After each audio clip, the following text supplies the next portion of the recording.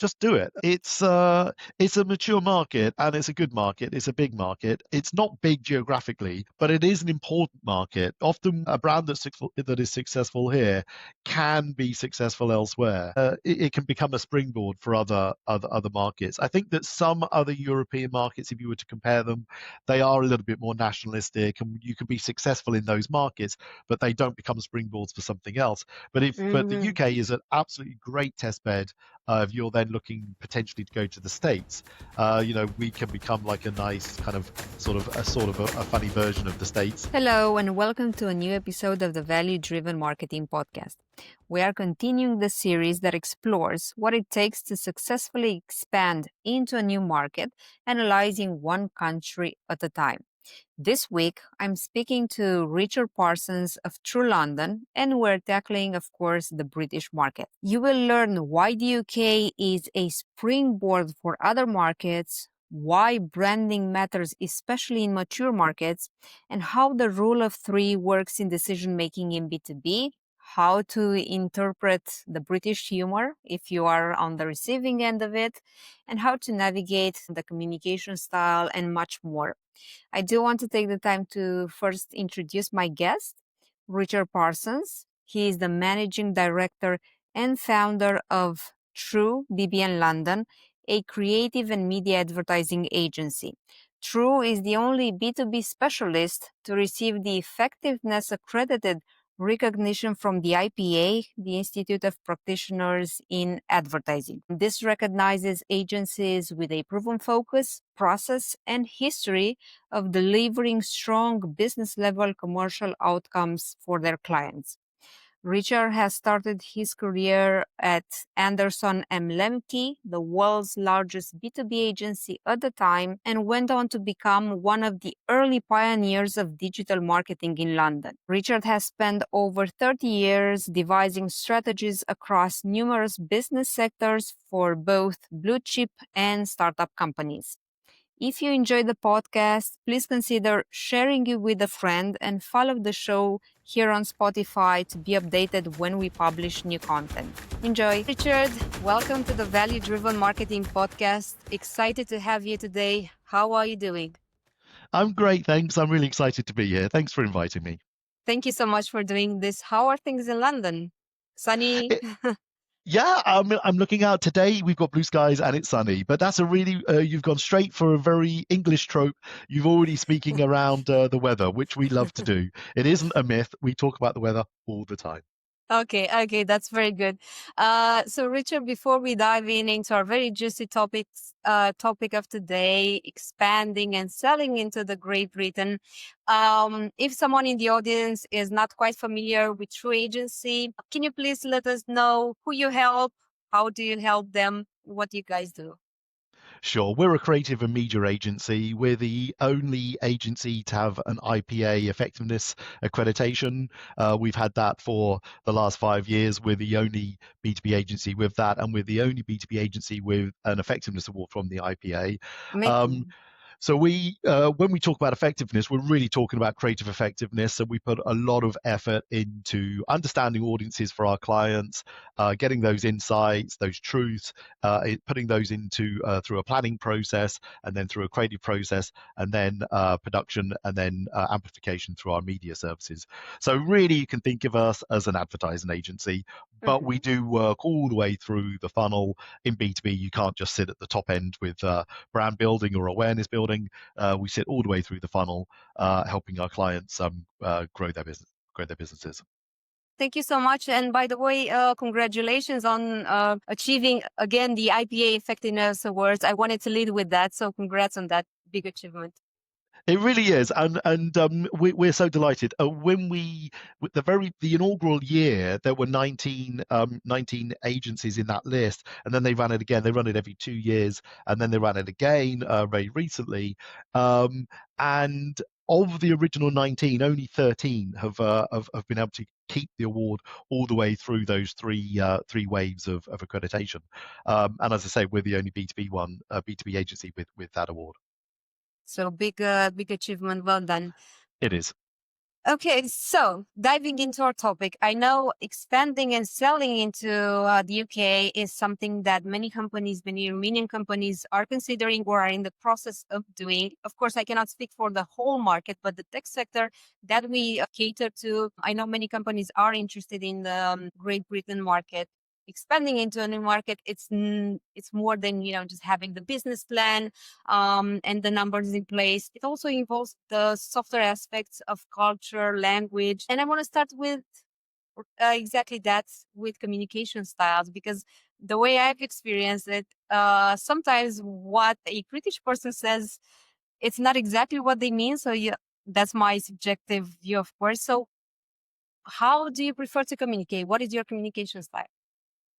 Yeah, it's interesting. You get a lot of debate about how we're not direct, and I think that sometimes people think that's a sneaky thing, that we're kind of talking with two tongues, that we're saying one thing but we're meaning another, and that can you trust us? It's actually nothing to do with Mm-hmm. trust. I think we are a very trustful people. It comes down to that we say things in context. So Mm-hmm. when Mm-hmm. someone says, can you go upstairs, please, and check the window? What we mean by that is, can you go upstairs, check the window, and if it's open, can you close it? Mm-hmm. Whereas an American or other European countries, they talk in a very direct way. They say, can you go upstairs and close the window? So you know what you're doing. So when we talk like that, we just assume that the context of when you're going to see a window, why would I ask you to go and check a window? You know what? Am I asking you to check it's still there? So I think there's a lot implied in the context, and nearly Mm-hmm. always that's the thing that kind of, we're not direct, but it's because we're always communicating with the context around that thing. So you're right, we also don't want to offend people. So there is Mm-hmm. an Mm-hmm. element of when you're communicating with someone and you say, what do you think of this? We're not likely, if we are not completely happy with it, we won't say it's terrible, go and do it again. What we will Mm-hmm. say Mm-hmm. is, oh, I see what you tried to do. It was a good effort. I see what that bit of it was great. That bit was really amazing. I think you could probably take another look at this area. Now, all of that is very flowery words for us saying, "Go and do it again." Mm-hmm. So there is an element of us not being direct in the way we communicate there, but nearly always it's because we don't want to offend anybody.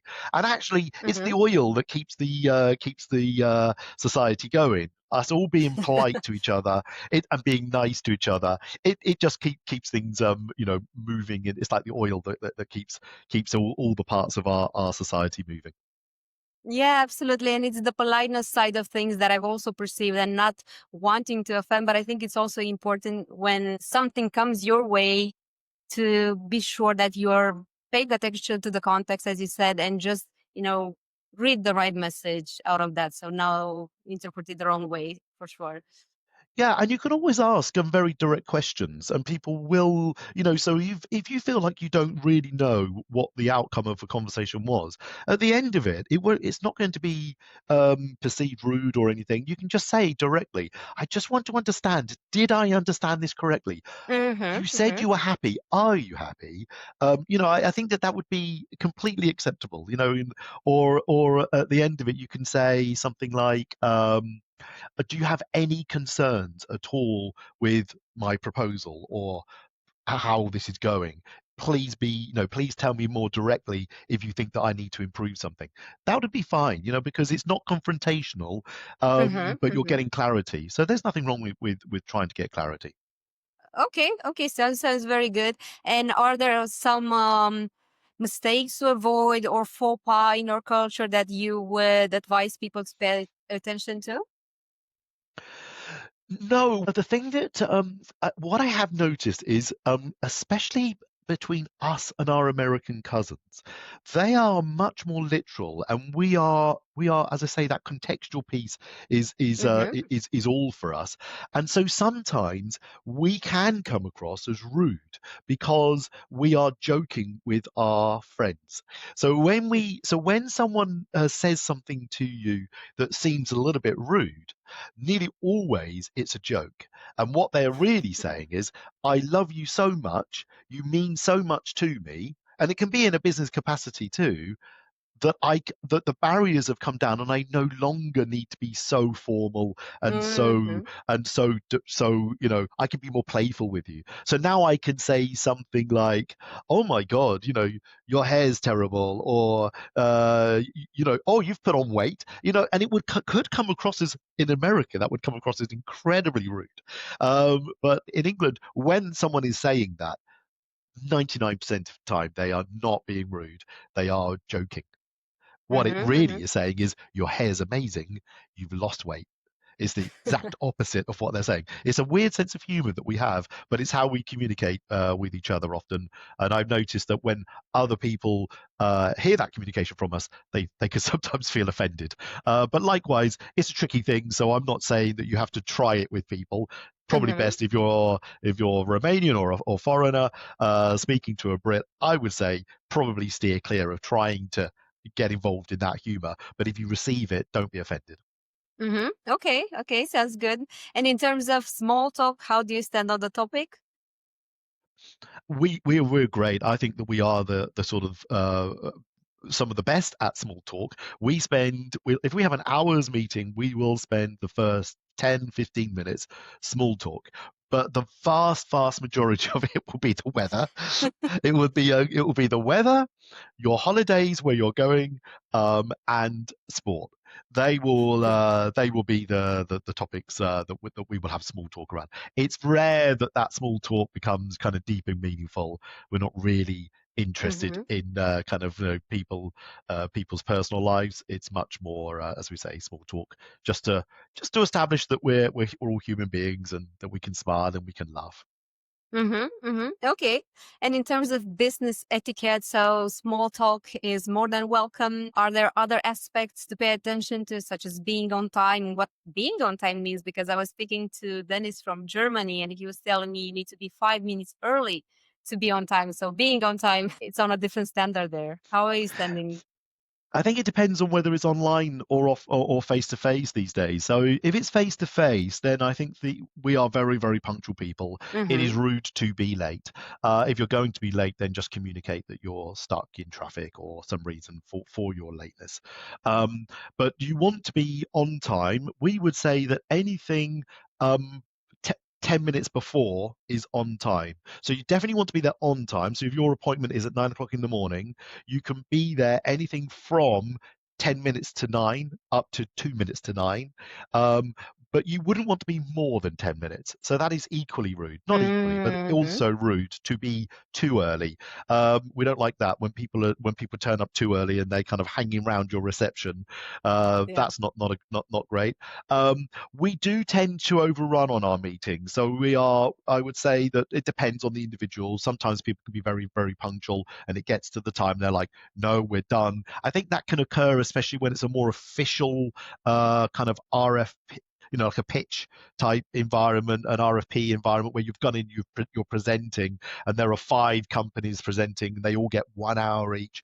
Procurement can be very strict on the time ending when it ends. But normally on a day-to-day basis, meetings can overrun by 10 minutes. But it's again, it would be a courtesy to say, as you're coming up to the end of the time, do you have an extra few minutes? Is that okay? And people tend to say yes. And obviously if they don't, they don't. But if they have availability, then they'll tend to be happy to overrun a little bit. But yeah, being punctual is absolutely is seen as something that's important. Mm-hmm, mm-hmm. And in terms of business etiquette, are there other things that are just as important? Would something else come to mind? I think if you're hosting someone, you definitely want to offer them a tea or coffee or a water. Mm-hmm. Increasingly, I've noticed that people don't offer a drink when you go to their offices, but I think it's still really. I mean, I will have definitely have walked away from those meetings and saying, how rude, they didn't offer us a drink. I can't think of other things really. You know, we're okay about talking about politics, talking about religion, I mean, these are subjects that generally I would say Mm-hmm. advisable to steer clear of. Why would you want to talk about them? But if you do raise them, then people are comfortable talking about those things. Mm-hmm. Okay, that's very good to know. And I'm very curious, what is the decision making styles? Because I've noticed variations from country to country, from culture to culture. So when it comes to Britain, what is the way that people make decisions? I would say that we lean slightly more towards the individual and the American style. So I know that in Scandinavia they take a very collegiate approach where Mm-hmm. lots Mm-hmm. and lots of people are involved. We see that in places like Austria and Germany as well. But no, I would say that we lean on the towards the individual. So the important thing there is to understand who the real decision maker is, Mm-hmm. Mm-hmm. and who has the right of veto, because they're equally important. You can get a decision made, but then it gets vetoed. Influence is equally important. I mean, you do want to make sure that they have all the information and that you've built relationships with them, but I would say ultimately it comes down to individual decision makers. Mm-hmm. Mm-hmm. So understand who's the decision maker, also who are the influencers, and of course engage everyone, but just know that the decision is in their hands ultimately. Yes, and decisions are made fast, relatively in a speedier way compared to other nations, where I see that it's almost like analysis paralysis, where they take forever Mm-hmm. to make a decision because there's just so much internal, consultation and consideration. Yeah, I would say that broadly speaking, we someone makes a decision. And I think that they make a decision quite early on, actually. I think that it is based on brand. Our research highlights that people are making a decision before they engage with the sales process. So they've already decided who they really want to work with. They Mm-hmm. go through a sales process, and that's where you could get it wrong, if you like. If for some reason they didn't like you, the chemistry wasn't right, they would have emotionally bought into you, but then when it came to the final decision, for whatever reason, didn't choose you. But I would say that nearly always people are making decisions quite early on, and then using the sales process to validate that decision. Mm-hmm. Which is very interesting because this has changed a lot. It's not about, we're going to have like a just go into the market and discover who we want to work with. There's some sort of list from day one, and you're either on the list or not. And then, as you said, the sales process will just validate the decision. So I think that's quite an interesting shift. And in terms of the criteria that you tend to look at when making a decision, would you be able to summarize some aspects here? Because it all depends on what the solution is, and whether it's kind of critical to your job or not. So I'm talking about B2B purchase Mm-hmm, mm-hmm, decisions here. I think that a lot of the decisions are far more emotional than people imagine. I think that I think especially in large corporations, we are risk adverse in that sense. mm-hmm, So mm-hmm, we are worried that if we bring in a brand that no one's heard of, and then it turns out that it wasn't the best decision, we worry about that. So I think that you get comfort in big brands. You get comfort in buying from a brand that everybody knows, and that can be not just you and your bosses, but people who report to you, your peers that sit mm-hmm, alongside you.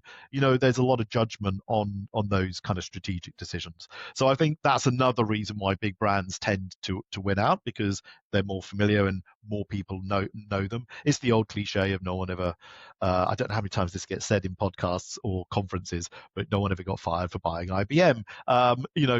There's a truism there, and I think that mm-hmm, that plays out a lot in B2B, because it is a purchase decision that is judged by everybody.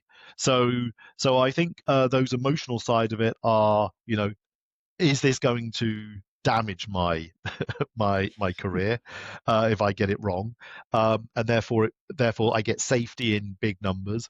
I think also working with consultants is another way that people distance themselves from decisions, because mm, the big, Accenture, etc., whatever, they made that decision for us, really, or they advised us, and then ultimately if it goes wrong, well, that was the consultant's mm-hmm. fault, not Okay. mine. So we are, I think, distance. I think there's a risk adverse in going what's going on there. But then, of course, once you've got past, I think probably the top three brands are going to be similar. Then it comes down to personal relationships. Do I like them? Do I trust them? Do they seem like that they care about me and my business?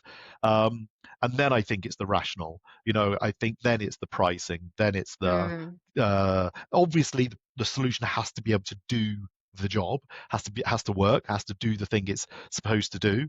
If it's very soon, if you aren't able to do the job, then you get a bad reputation, and that permeates throughout an industry very, very quickly. So you definitely want to go to market with robust solutions. Pricing is not as critical as people think. I was going back to the fact that people feel at ease when they choose big brands. And I was wondering, as an outsider, when you want to expand, your company is trying to penetrate the British market.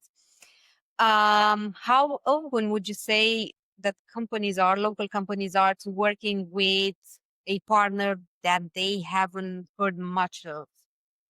I guess It's that would like be, yeah. Yeah, I mean, it's like anything. We did some research that said you talked about a day one list. We Hmm. think that list is three brands. And what's Okay. really interesting is as a new market starts, in the first instance, individual buyers, and let's say that in the first day one of a new market, a new category, day one there might be like 100 customers. Let's say 100 customers exist. Each one of those 100 customers will have a different day one list. They'll have three brands, and there may be some correlation, but broadly speaking, they're all going to have their own idea because it's a nascent market, a nascent category, and no one knows who the leader is yet. So Hmm. at the individual level, they still have three brands. Who can help me solve this problem? I think they might be able to help me, and they have three brands. And typically, when you analyze who they buy from, if you're the first brand that comes to mind, you have a 40% chance of winning the business, the second brand, 30%, and the third brand, 20%. Collectively, those three brands have a 90% chance of winning the business. So this day one list is really, really critical. And then if you're not one of the three brands, then you're in that 10% space, and you think that there Hmm. might be 10 brands competing. So ultimately, you might have a 1% chance of winning the business if you're one of those other brands. Let's say that that's what the math starts to look like. But what we also analysed and saw is that as the market matures, you end up with the consolidation effects. So you end up with these kind of gravitational forces of the market, and the market starts to see the same three brands. So when you Hmm. then fast forward 5 years into that market, and you get another slice of 100 customers, and you look at the three brands that each of those can highlight, you tend to find that they have more of them are saying the same brand. So you end up with these, and ultimately in a very mature market, you find that everyone is buying. In a very, very mature market, you find that everyone is buying from the same three brands. So, for example, in a very mature market, you find three brands dominate the category. The largest brand will have 40% market share, the second brand will have 30% market share, and the third brand will have 20% market share. So you can see that really these mature markets are just the accumulation of all of the individual purchases that took place. And Hmm. as you got those consolidation effects, you end up with those three brands that end up dominating.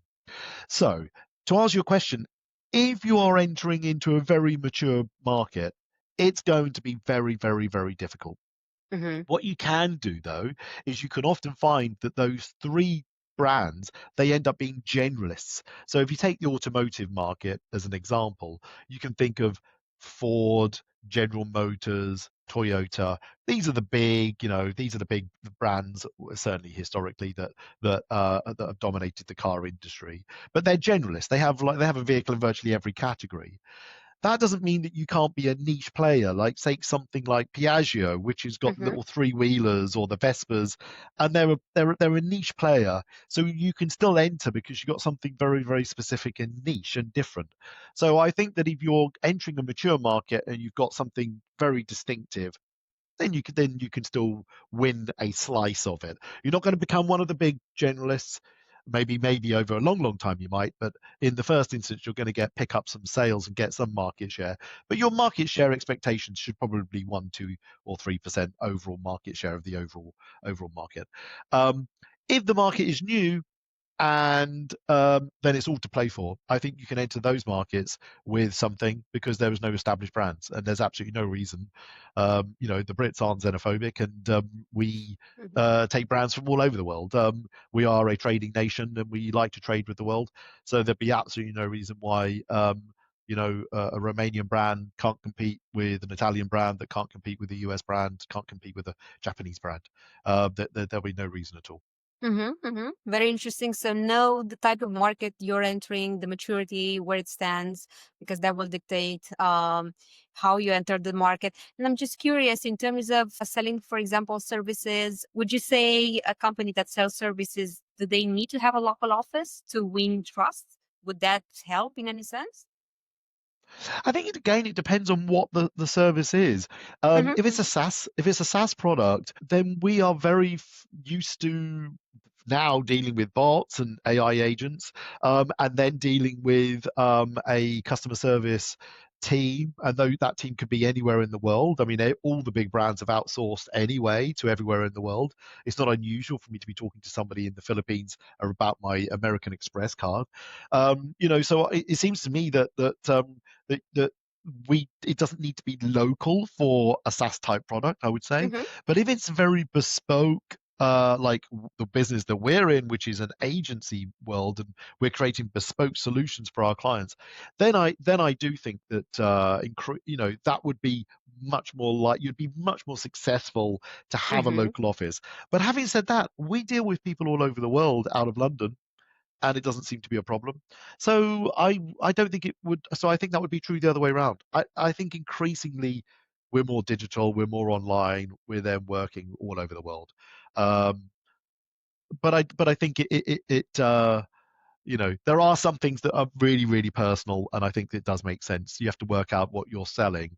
If you're Hmm. selling healthcare services, probably a bit of face to face is probably going to be is going to be relevant if you're dealing with consumers in that way. But in B2B, I would say it's unlikely. You could probably you could probably still be successful and have a remote office. Hmm. Hmm. And in terms of winning the trust, what you were mentioning earlier, are there any pointers you could give us?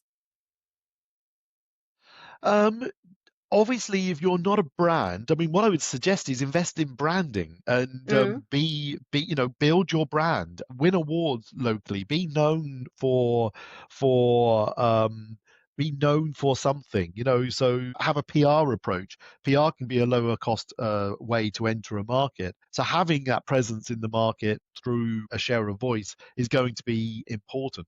But I would, if but once you've built a brand or once you're known for a brand, then I would say the next thing to do would be to trawl the market to see who, for those people who've got an immediate need, and you might get lucky, you might get on some RFI, RFP lists just because you're talking to people who've got intent, they're in market. And for a Mhm. strategic purchase, typically only 5% of the market is in Yes. market. So you need to be making sure that you understand who those people are, and there's lots of intent signals and intent data out there that you can look at.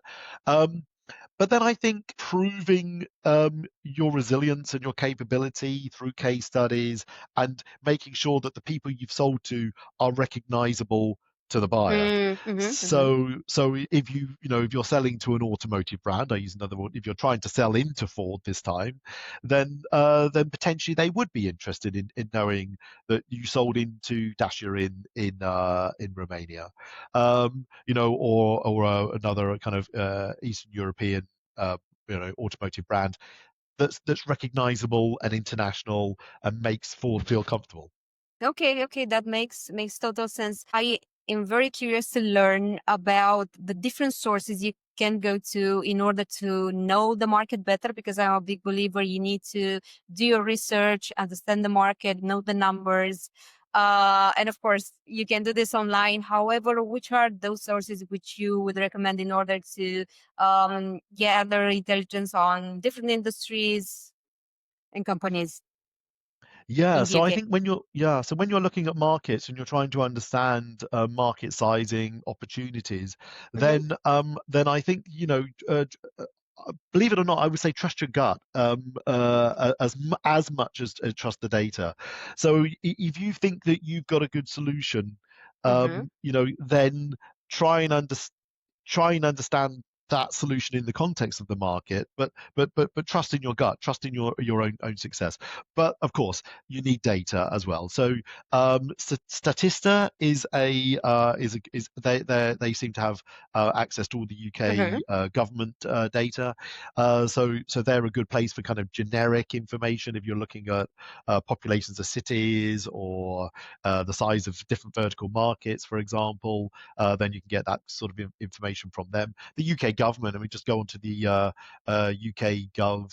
Go into gov.uk websites, and you can find lots of government published information. We are quite a mature market, so we have a lot of data. I think when you're but what's really specific is if you're trying to target a individual market, something very, very specific, then there's nearly always going to be some market research done on that market. Mm-hmm. You can buy some reports. They typically cost you 2, 3, 4, £5,000, depending on what they are. But they are actually quite good. They'll often give you competitive analysis. They'll give you market sizing. They'll give you some of those who's doing what. For IT, then obviously Gartner and Forrester, they're still going to be good sources. What I would say is that we are very international. Mm-hmm. Coming back to kind of the earlier points, we are very international, and what will work in America is likely to work here. What will work in France is likely to work here. So I'm thinking from a technology point of Yeah. view. Mm-hmm. So we are very the US brands dominate technology here. Broadly speaking, US, a little bit of Japanese, a little bit of Korean, um, yeah, Korean, and Singapore, I suppose. But US it dominates the IT landscape here. Mm-hmm, mm-hmm. Okay, okay, totally makes sense. And I know you mentioned branding as being super important, and potentially being the first step get your brand known in the market. But then going into let's say the more short term thing, what would you say are the channels that are best for reaching decision makers? Or are there any channels in particular that I think are better suited to reach decision makers in British companies? LinkedIn, I think, is definitely your number one Mm-hmm. B2B platform, digital channel. But I think being at conferences, networking is definitely going to be valuable. Being out there as part of building your brand, getting on stage and having a little speaker slot, it might be something Mm-hmm. you've paid for, but that would be worth something, because you tend to then, if you've spoken about something, you tend to find 2 or 3 people that were interested in what you had to say. That then it starts to be the beginning of a sales conversation. But LinkedIn and reaching out to people with classic sales approaches, but content that's relevant for them is going to be in a short-term approach rather than a long-term brand building approach. Mm-hmm, mm-hmm. Okay, okay. Then how open would you say are British people to cold calling? Because I know cold calling has been less effective lately. How would you feel are things, in your market? If you mean actually cold calling and telephoning, then Yeah. I would say it's dead already. I don't I can speak personally that when someone cold calls me, I actually it frustrates me, and I ask them straight away to remove me from their database. I don't like it at all. I think it's too I think our telephones are too much of a personal communications Mm-hmm, channel. mm-hmm, I've noticed recently people approaching me via WhatsApp, which I equally think is a personal communications channel. I think the ones that are open are LinkedIn, email, um, conferences where I'm expecting to be sold to. They would be the first ones, the obvious ones for me. mm-hmm. Yeah. So feel less intrusive as well. So not don't get too personal. Mm-hmm. Yes. Anything that's a personal channel, text messaging, stuff like that, just absolutely no. for Okay. for like the for you can use those channels for later on for loyalty conversations, for once you've established a relationship, but Mm-hmm. you can't use them as a door opener. Okay, totally makes sense. In terms of marketing assets that are critical to have when looking to tap into the British market, what would you say those would be? I think what would be critical is a website, case studies of who you've been successful with, how you've helped other people. Um, really kind of short PowerPoint for when you do finally get to meet them, 10, 12 slides, to give that kind of that elevator pitch in the first instance and kind of land the reason why you're different and distinctive. Obviously on your website, something that is easily digestible, so content, Mm-hmm. video content that isn't just explainers, but talking a little bit more about you as a business and why you exist and your brand and your purpose. When I say purpose, I don't mean necessarily that it has to be kind of socially good reasons, but explaining your position in the world. If you Mm-hmm. disappear tomorrow, why would anyone care? Communicating that. Okay, that makes sense. And because we've chatted before the podcast, and you also mentioned messaging now, what would you advise companies that are looking to expand into your market? How should they adapt, or should they adapt their messaging to your local market? We are very international, and we're a trading nation. We've been a trading nation for for centuries now. Um, we don't mind at all that someone is from another country. So Mm-hmm. we actually like the authenticity of that. So we like a Japanese brand to be a Japanese brand. We like an American brand to be an American brand. I have absolutely no reason to think that an American brand, when it's spelling color, should spell it with a U. I actually, Mm. I don't think I don't think that sort of thing is critical. Of course, if they want to present themselves as being big and global and already having a massive presence here, then of course spell color with a U. But if they're coming over from the States, I don't mind American English. It's an international version of the English language. Um, so I don't think that we're too precious about that it has to be pretending or disguised as though it comes from the UK. In fact, I think we would find that mistrusting. Okay. I think it's okay for it to be authentic, coming from its place, its place of origin. In terms of if you were to give one final advice to companies looking to expand into the British market, what would that advice be? Just do it. It's a mature market and it's a good market. It's a big market. It's not big geographically, Mm-hmm. but it is an important market. Often, a brand that is successful here can be successful elsewhere. It can become a springboard for other markets. I think that some other European markets, if you were to compare them, they are a little bit more nationalistic, and you can be successful in those markets, but they don't become springboards for something else. But the Mm-hmm. UK is an absolutely great test bed. If you're then looking potentially to go to the States, we can become like a nice kind of sort of a funny version of the States. That could become an opportunity for you. But yeah, I would just encourage you to do it because what have you got to lose? It's one of those markets that's established. The competition is high. You have to be really capable. Mm-hmm. You can't be amateurish at all. But if you are capable and you are competent, uh, then it just takes a little bit. It just takes that investment, which I appreciate is always hard because Mm-hmm. money's tight and you have to start somehow. But when I talk about building brand, don't think about talking to the whole of the population in day one. Find, you've got your market that you're selling to, but actually you can build brands to 5 people. Those 5 people can become aware of you and they can become familiar with you. Now, those people, when they think of their problem and a solution, maybe your brand comes to mind because you've built a brand with those 5 people. So you can start small. You don't have to think of the whole market in day one.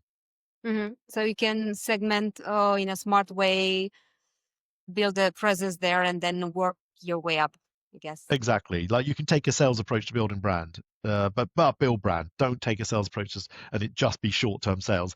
Think of Mm-hmm. it in the long term. Think of it as your positioning, what you're going to be known for, what you stand for. Telling that story. Absolutely.